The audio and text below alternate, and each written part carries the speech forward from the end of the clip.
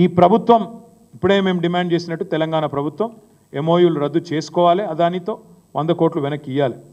మీరే కదా అన్నారు రేవంత్ రెడ్డి గారు, అదాని ప్రధాని అని మీరే మాట్లాడినారు. నిన్నగాక మొన్న మహారాష్ట్రలో ఒక గజ దొంగ వస్తున్నాడు గుజరాత్ నుంచి. రేవంత్ రెడ్డి మాట, నా మాట కాదు. ఒక గజ దొంగ వచ్చి మీ ధారావిని ఎత్తుకపోతున్నాడు, మీ ధారావిలో 1,00,000 కోట్ల భూమిని ఎత్తుకపోతున్నాడు గజ దొంగ. నేనల్లా, రేవంత్ రెడ్డి అన్నాడు.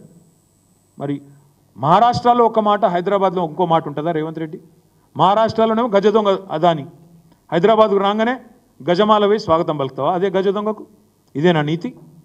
అందుకే అడుగుతున్నాం రేవంత్ రెడ్డి, నువ్వు చెప్పాలా. ప్రధాని అదాని డబుల్ ఇంజన్ అన్నావు, మరి నీ డబుల్ స్టాండర్డ్కి ఇది నిదర్శనం కాదా?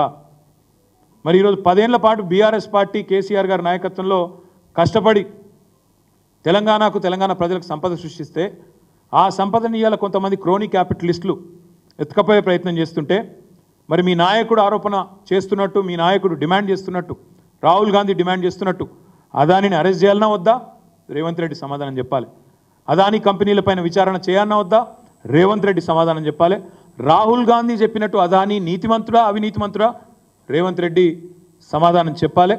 తెలంగాణ ప్రజల ముందుకు వచ్చి ఏ కారణం చేత మీరు ఈ రకంగా వ్యవహారం చేస్తున్నారో తప్పకుండా సమాధానం చెప్పాలని మేము డిమాండ్ చేస్తూ ఉన్నాం.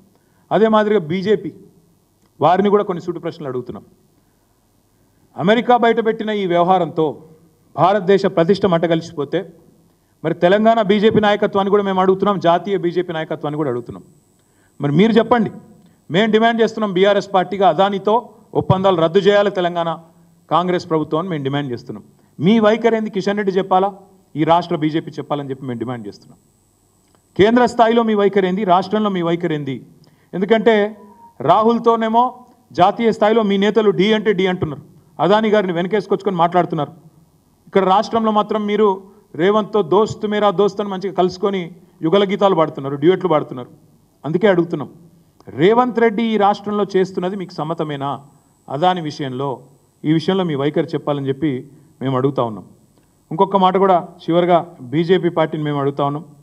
అదాని విషయంలో ఇవాళ చాలా స్పష్టంగా భారతదేశం మొత్తం చూస్తూ ఉంది.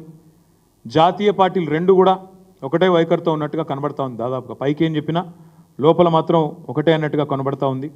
మేము ఇక్కడ రామన్నపేటలో అదాని గారి సిమెంట్ పరిశ్రమ వస్తున్నదని చెప్పి మరి ప్రజాభిప్రాయ సేకరణ పెడితే అన్ని పార్టీలు, కమ్యూనిస్ట్ పార్టీలు, బీఆర్ఎస్ పార్టీ, ప్రజా సంఘాలు, ప్రజలు, స్థానికంగా ఉండే విద్యార్థులు అందరూ ఉద్యమించినారు. తప్పకుండా ఇది రావద్దని కోరినారు. కాలుష్యం మూసీలోకి వస్తుందని చెప్పి ఆ ప్రాంత రైతులు కూడా వ్యతిరేకిస్తూ ఉన్నారు. కానీ ఇప్పటివరకు రెండే పార్టీలు మాట్లాడలేదు, నోరు విప్పట్లేదు. ఒకటి కాంగ్రెస్, రెండోది బీజేపీ. అందుకే మేము అనేది, తెలంగాణ ప్రయోజనాల విషయంలో ఎన్నటికైనా రాజీ లేకుండా పొట్లాడేది, రాజీ లేకుండా మాట్లాడేది, రాజీ లేకుండా పోరాటం చేసేది, ఎక్కడికైనా పోయేది ఒక్క టీఆర్ఎస్ మాత్రమే, ఒక బీఆర్ఎస్ మాత్రమే, ఒక కేసీఆర్ మాత్రమే, కేసీఆర్ సైన్యం మాత్రమే. అందుకే తెలంగాణ ప్రజలకు కూడా విజ్ఞప్తి చేస్తూ ఉన్నాం, మీరు కూడా ఆలోచించండి.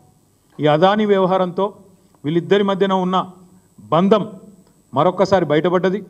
ఇవాళ నేను లేవనెత్తిన ప్రశ్నలకు రాహుల్ గాంధీ గారు, రేవంత్ రెడ్డి గారు, కిషన్ రెడ్డి గారు, జాతీయ స్థాయిలో బీజేపీ జాతీయ నాయకత్వం మోదీ గారు, అమిత్ షా గారు కూడా తప్పకుండా సమాధానాలు చెప్పాలని దేశం మొత్తం ఎదురు చూస్తూ ఉంది. ఏం మాట్లాడతారు అని వారు చెప్తారని కూడా ఆశిస్తున్నాం.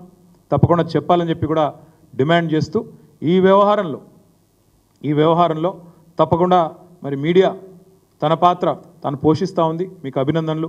తప్పకుండా మిమ్మల్ని కూడా నేను కోరుతా ఉన్నాను, ఈ వ్యవహారాన్ని ఇప్పుడు మేము లేవనెత్తిన ప్రశ్నలని ముఖ్యమంత్రి గారిని, రాహుల్ గాంధీని దయచేసి అడగండి, ప్రశ్నలు అడగండి, వారి వైఖరి చెప్పమనండి. తెలంగాణలో తప్పు, తెలంగాణలో ఒప్పు, బయట తప్పెట్లయితుంది, తప్పకుండా అడగాలని చెప్పి కూడా కోరుతూ మీ అందరికీ కూడా ధన్యవాదాలు, నమస్కారం.